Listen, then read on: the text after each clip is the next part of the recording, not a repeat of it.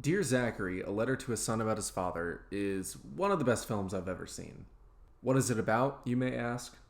Well, Dear Zachary is about a lot of things. All these, however, are connected to one person, Zachary Andrew Turner. Or at least, that's how it is at the beginning. You see, you find out Andrew is dead and that his ex-girlfriend Shirley Temple murdered him in a cold, calculated way.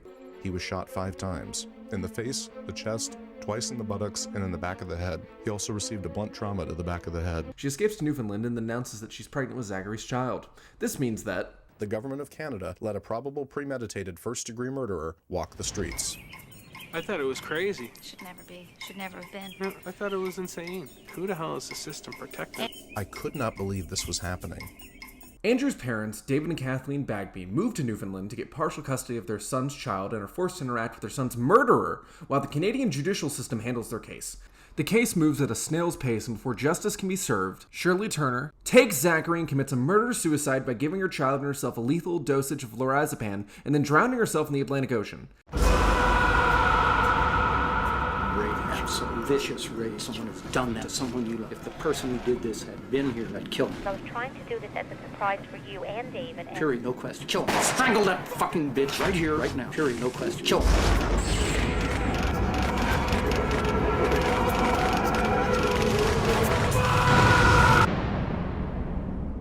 And then we went to have to identify him and we couldn't touch him because they said he was forensic. He hadn't been through the autopsy yet. There's this table and sort of white sheets up all around him, but with a white sheet over her body. You could see over the sheet clearly it was his. It was him. It's really him. And then Kate's legs quit. David and Kathleen Bagby somehow continue pushing on, lobbying for new legislature to make sure that what happened to Zachary cannot happen to anyone else. Your grandma was temporarily injured in a fall and couldn't make the trip. So your grandpa and I came alone. Dr. Marcus Stein conducted an exhaustive investigation over a 15-month period. He reached 2 key conclusions. 1, Zachary Turner's death was preventable, and 2, Zachary was in his mother's care when he should not have been. The government has received a scathing report that concluded the child protection system failed Zachary Turner. A serious lack of judgment at the senior management level. Substandard child protection practices contributed to the outcomes. There are 58 recommendations in the report. I am announcing our action plan. We will develop policy specific to children whose parents are charged with a violent crime. David even wrote a book, a national bestseller, which documents the legal system's failure to prevent the death of an innocent child. Oh, and did I mention that the entire film is made by Andrew's best friend, Kurt Kinney, and includes interviews with basically everyone who knew Andrew? Is there anything you'd like to say to Zachary? Well, your dad was an amazing person. You're going to get such a broad range of different perspectives of this guy. You're going to know what his character was like, and you're going to know what fun he was to be with. And you're going to know that you can be proud of him. While the interviews, Kurt originally set out to make the film specifically for Zachary so that he'd actually have something to remember his dad by and to get to know him. The film took on an entirely new meaning when Zachary died. The film was no longer about just remembering Andrew's life and Zachary's tragic death. I almost gave up making this film when you were killed. I couldn't see the point anymore. But something kept me going. And then one day I realized what it was. This film was no longer a letter to you. It was now a letter to someone else. We thought we'd go get Andrew and get everything organized, whatever, and then kill ourselves, because no point going on. You know, everybody always says, well, what would be the difference if one person weren't alive? You still got a hell of a lot to live for, and you still got a lot of friends and a lot of family who love you very, very much. You are the most amazing. I love all of you. The strongest people I've ever known. No. I love you guys. I love him very much. I love him very much. I love them very much. Now, how am I going to do this without weeping? I admire you and respect you so much for 2 things. One, for such a wonderful young man that you raised. It doesn't matter what happened, they raised a wonderful man. Thanks for bringing such a wonderful person into the world. You know, Andrew contributed a lot to me as far as who I am today. We won't forget their son. And for having the strength to make it through something like this. With what you've been through, to still be carrying on, still to hold your heads up and keep going and pushing forward is amazing. I guess I should wind this all back a little bit and discuss Kurt Kinney, the director of this film. Thank you. Thank you for having me.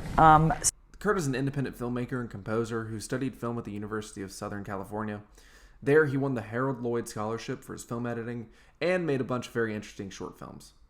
One of these short films that he made was a film called First Impressions, and I just think this is important to bring up because while going through some of Kurt's old films, I discovered that in the first film that he made at the University of Southern California, he actually mentions Andrew. Even from this, you can gather that these two people had a very intimate connection with each other, and it really just goes to show how devastating this loss was for Kurt. He appeared in every movie I made growing up. We made a movie! The director Kurt Kinney didn't originally intend to release this film, saying, Dear Zachary actually is a movie that was not intended to originally be released when I was making it. It was being made as a memory album about my friend Dr. Andrew Bagby after he was murdered in November 2001. And it was originally just going to be a memory album about him for family and friends and for recipients of the scholarship funds that had been established in his memory at the hospital where he was working when he was killed and the medical school he attended. But then the case behind his murder kind of completely spun out of control, and eventually I realized it was kind of my responsibility to put this story out publicly to try and get legal change to prevent a recurrence of what happened. Fortunately, change did come because of this documentary. Zachary's bill, Bill C-464, was signed into law on December 16, 2010. It changed the Criminal Code of Canada to allow the courts to justify their refusal of bail to those accused of serious crimes in the name of protecting their children.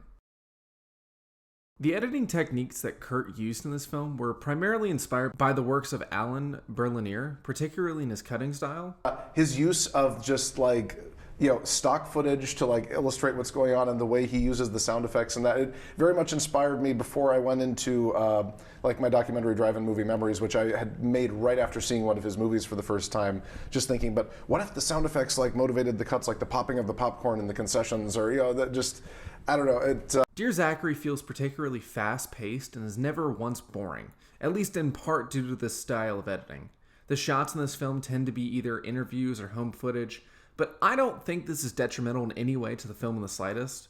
Via Kurt's fantastic editing, he uses the interviews to tell a story. Each interview sort of bleeds into the next in a seamless manner. A great example of this is the sequence where Andrew basically decided to cut Shirley out of his life and the events that happened after that. And he now wanted her to go away. He did not invite her to Matt's Yeah, wedding. and she thought she was going to be coming. She just already had it arranged. The morning of the wedding, Andrew's cell phone started ringing. And he'd answer it, and it's Shirley. A minute or two later, it'd ring again, and it's her again. Andrew got more and more upset with her. What is your fucking problem? And he clicked off the phone, and she left 30 some odd messages on his phone. We are very close. I understand. His phone in his house rang 30 times, then his cell phone rang 30 times. He's like, oh, it's her, I don't want to talk with her. We love each other. Speaking of that scene, did you pick up on that fantastic sound design? It's so good, right? Kurt knows exactly when to include music to draw out the emotion in the audience and when to add sound effects like the phone ringing to raise tensions. Another great example of this is in this scene here, where Kurt is asking former friends and peers of Andrew on if they knew Shirley and what their opinion was of her. But that turned out that way. We went to the same medical school. You went to the same medical school? Yeah, in Newfoundland. Oh, is that right? Canada? Yeah. Can't you recognize my accent? Did you know her? Yeah. Do you remember when they started dating, or? She just kind of appeared, and then she was there all the time, all of a sudden. And just didn't seem suited for him. Did you describe yourself as boyfriend and girlfriend? Well, no, not really. They did say that there was considerable age difference. And then the second time I heard him talk about it, he actually fessed to the age difference. And I was like, holy shit. I'm 40 and he's 28. Shirley's got 3 kids. Woo! All my kids have a different last name from me, twice divorced, so. Oh, okay. Me, I always had to give him a hard time, so I teased him about nailing grandma. And she seemed so incongruous with who I would picture him with. A person like that isn't just completely normal and then one day they become a psycho, you know? I mean, there had to be some signs. As you saw, his classmates began to describe what was wrong with Shirley and how they viewed her relationship with Andrew as peculiar. The entire time, this anxiety-inducing sound in the background of these interviews is just droning on, and it just works. The story structure of this film is definitely well thought out. If this film had been told in any other way, it wouldn't have been nearly as effective. If you're a viewer who wasn't aware of this story or the Canadian legislature in the early 2000s, this film will feel like riding a roller coaster. And when we find out Shirley's pregnant, we want Andrew's son to be safe with his grandparents. When Kenny pulls the rug from under us and reveals that Shirley Turner drowned Zachary, we can't help but feel devastated for this family. Ending this film with the efforts of his grandparents really helps resolve the story and helps the audience find closure in this story, like his grandparents. The film premiered in 2008, and Kurt Kenny was nominated for a Best Breakthrough Filmmaker Award. Critics loved the film, with Alexander Billington saying, "If you are a film festival programmer, play this. If you are a distributor, buy it. And if you're a moviegoer like me, see this." Another critic, Hank Sarton, said, "To give you an idea of how powerful this is, I'll just say that there is a lot of audible sobbing during the credits, and I definitely agree." It was named the best documentary at the Orlando Film Festival, and it was awarded the Jury Award for being the best international documentary at Docville. In my opinion, this film deserves all the awards it was given. Dear Zachary is one of the most impressive, heart-wrenching documentaries I've ever seen, and I seriously think it will be burned into my memory for a long time.